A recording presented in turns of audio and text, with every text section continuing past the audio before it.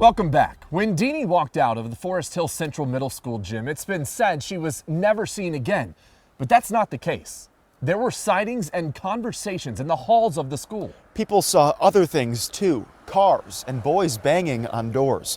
These details, shared exclusively with Fox 17, are a combination of evidence, interviews and re-interviews done by detectives over decades. They are all pieces of a still unsolved puzzle that may have everything to do with Deanie's disappearance or nothing at all. So let's follow the 14-year-old's steps. What she was doing the weekend before, it gives perspective on what her life was like. Detective Van Ree. This is their residence right here. Gave us a glimpse of Deanie's typical teenage life before her disappearance. The daughter I never had. She often spent holidays and weekends with the Herberts, close family friends of the Peters. Every weekend we did something together. Deanie played games in this living room. She ate meals at this dining table. Deanie was such a character. She really was. She was sweet. It's said she had a certain California look. She was very, very attractive. A lot of girls were jealous of her. A lot of guys just adored her. Beyond the Herberts, there weren't many closer to Deanie She was my best friend. than Kathy Weeks Kingma. I sat down with her and her siblings in Lowell. She had the most contagious laugh. There wasn't a condition. There was no condition. Here, we went over the days leading up to Deanie's disappearance, as outlined by Detective Van Ree. Friday, January 30th, she went to the high school basketball game, went cruising with a group of boys, and slept over at a friend's house.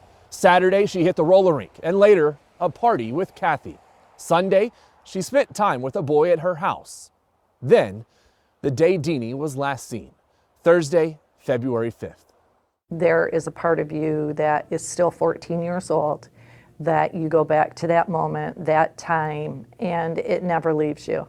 Kathy did see her friend that day. She's thought about it since, and the plans they never got to carry out. Deanie started her Thursday like a typical middle schooler, hopping on the bus and heading to class. But there are details in her day detectives want you to hear. Lots of notes from friends and teachers. Deanie's yearbook is what you'd expect from a 7th grader, full of have a good summers and smiley faces. If you didn't know her, you knew of her. Robert Alexander, a former classmate, says he was not a friend of Deanie's, but an acquaintance. She wasn't so stuck into her little cliques or friend group to have conversation with other people, so that was super cool. The day of the disappearance, Deanie and Robert talked at lunch. We did have a brief conversation. In our interview, Robert said it might have been about a family matter. His statements to detectives are more specific. She had made some type of indication that she might be meeting somebody that evening. It was potentially a guy, somebody that she thought was cute. Robert told me he'd stand by his previous statements. If that's what they documented, I will absolutely stand on that. Then, waiting for the bus after school, Deanie spoke with Kathy, whom she would also call after arriving home. My memory is the last time I talked to my friend on a phone that said, "I'll call you." This was one of several phone calls made by Deanie that afternoon. With a friend, she made plans for a potential sleepover that weekend. And with Ardeen, she asked about being brought to the library that night. But first came younger brother William Peters' wrestling practice.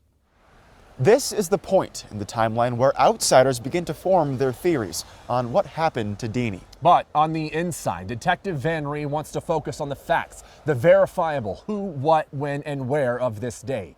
He hopes then he can make that phone call Mary has been praying for. I just don't like to always have to bring it up to her because I know it makes her sad. Can the next call bring closure?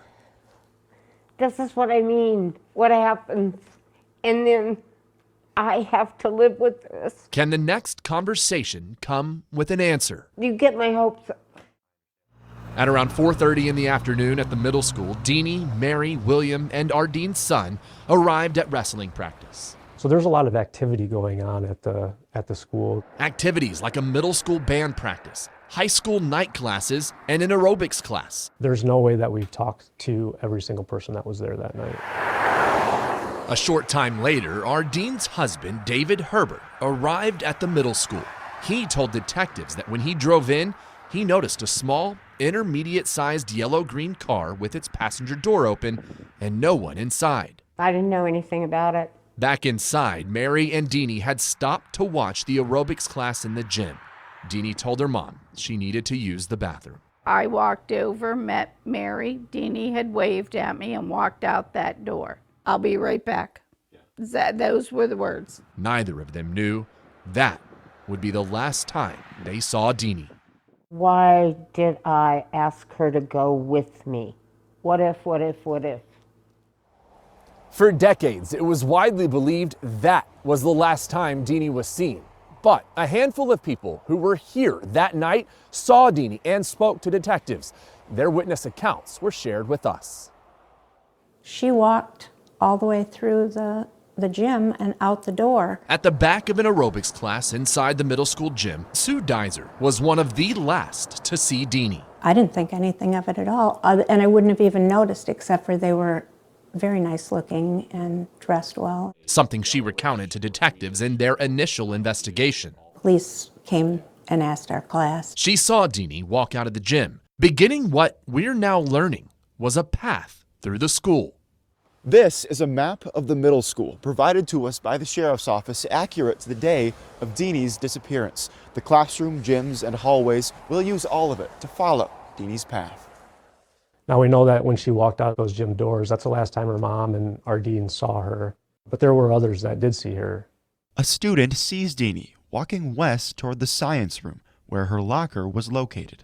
Then in the women's bathroom, a mother tending to her young son sees Deanie. She, in fact, gave us information that Deanie was brushing her hair.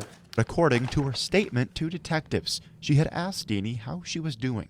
Good, Deanie said. I do remember I was just surprised to see her there. As he was getting ready to go home, Robert Alexander, at the school for the wrestling practice, sees Deanie. She had on, if I remember, a vest, which to me I thought was a little unusual being indoors. In a more recent statement to detectives, Robert said he had gotten the impression Deanie was planning on going outside, potentially to meet someone. He had mentioned that this individual might even have a nice car. But he had not thought she planned on leaving the property. Nothing that would have alerted me to say, okay, this doesn't seem right. Venri believes Deanie then walked west, then south through the hallways. We know one of the parents was in the cafeteria there. She provided information that Deanie did not walk through that area. Now at the school's southwest doors, a student waiting for a ride after band practice sees Deanie. Deanie addresses her by name, says hi and see you later.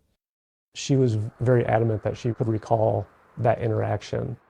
Again, because, Deanie was a popular middle school girl. This student declined to do an interview, but she told detectives she saw Deanie walk out of the school alone. In the parking lot, she also recalled a larger gray car with a long hood and its headlights on, pointed toward the school. Is that the last recorded sighting of Deanie? We don't have any information of anybody seeing her after she walked out of those doors. There were other sightings of note that night. Boys outside the school, cars with their doors open in the parking lot. These could all be little pieces of the puzzle, witness accounts that might jog memories and might bring more missing pieces to the table. Oh, I've thought about it quite a bit. I sat down with Kathy DeMond in her home in Grand Rapids. She was a janitor at the school. Oh, yeah. That was you. That was it. The night of February 5th, she didn't see Deanie and only learned after the fact that she was there when this happened. Where is it? Recollections do fade, but for 45 years, she has held on to one particular memory. My coworker, Art, said there was some older boys. While detectives didn't interview Kathy's coworker until decades later, he said he saw 3 or 4 boys. I believe he even said that they were wearing high school letter jackets. They were banging on the school's front doors near the media center. He said that they were asking for Dean, and that's the name that Deanie would often go by with her friends is Dean. And we don't know who these group of guys were. As of right now, those individuals have not been identified. When Deanie didn't return to the gym, Mary and later the Herberts started looking. In a more recent interview, David Herbert told detectives he recalled seeing something. He just thought that was kind of odd that he saw what he saw. 4 boys leaving through one of the front doors near the media center. He saw a yellow Nova-style car in front of the school. David said the car's hatchback was up and one of the kids closed it as he got in. By the time David reached the front door, the car was gone. Do we know if those boys or suspect that those boys could have been the same ones that were looking for Deanie earlier? It's my belief that it was likely the same event. While Detective Van Ree can't say for certain this observation played a role in Deanie's disappearance, It very well could be vital to the investigation. there's one more witness account detectives want to share. A woman parked on the west side of the school said she saw a green car described as souped up with a loud exhaust driving over from the high school. At that time, she saw a young female with what she described as long, dark hair come out of the building. This female was wearing a coat and a scarf, and she got into that green car, and then the car took off. The question, was that Deanie? The time frame, it fits that time where it could have been. And do you know anything about these sightings?